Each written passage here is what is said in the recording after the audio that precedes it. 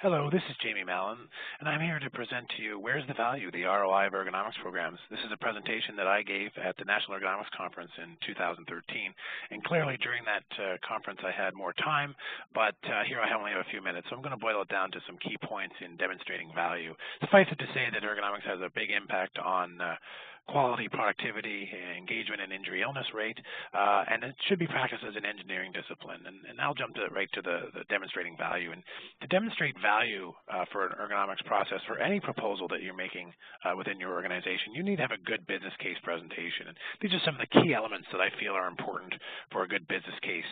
I've highlighted three, and all three of these relate to demonstrating return on investment.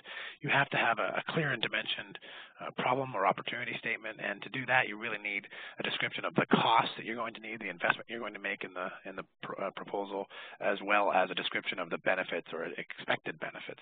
And I can use that then in this very simple calculation. This is return on investment, and it's equal to the net benefit, that is the benefit minus the cost, divided by the cost. And this is a simple way for business managers to compare one business case to another. It's not the end-all and be-all. It's not going to make the decision for them, but it is a very, very important piece of the puzzle. When we look at that same equation when we're thinking about ergonomics, you'll see that I've listed out the benefits in green: productivity, quality, engagement, and injury illness reduction benefit.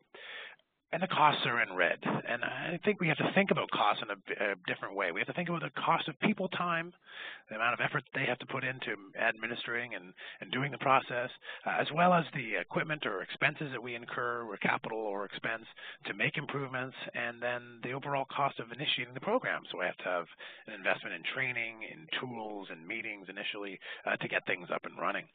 When we do look into the research of the benefits, there is a lot of information. It's both practical and empirical data that says, hey, ergonomics works well. From 1995 to 2013, we uncovered 60 articles. I present the averages on the left, so the productivity average improvement across those studies was 50.25%, and the median was 25%. The improvement in quality was 52.75%, and the median was 50%. Engagement was about 60% for both, and the injury illness cost was about 60% for both.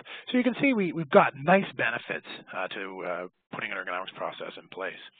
When we look at the costs, we found there wasn't a lot of research, so we had to do some surveying, and my colleagues and I nominated 30 clients, and 26 of them participated, and we viewed them as leaders in the ergonomics process.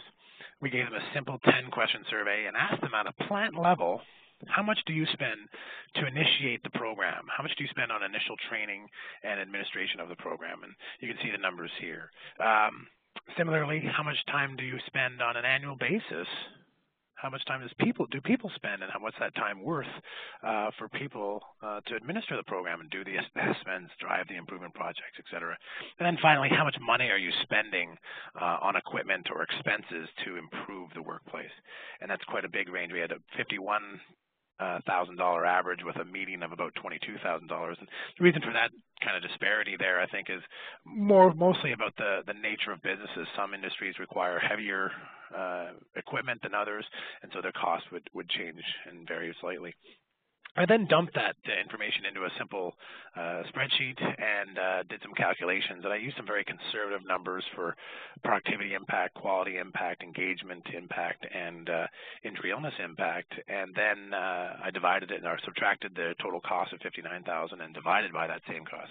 And that gave me some very interesting information. It said for every dollar that I spend on the median, in the median way, for every dollar that I spend, I'm going to get $3.65 of benefit back. That's a pretty good number. And whether I'm using quartile 1 results, so at the bottom of the range of our results, I would get almost $4, just over $4 back. And if I was in quartile 3, if I spent more money, I would get about $4 back for every dollar that I spent. So again, we've got good math here, and the good beginnings of a stronger research project for our interns and our consultants next year.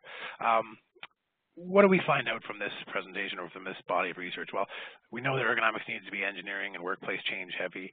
We know that there's lots of research and practical evidence of good, significant benefit of ergonomics.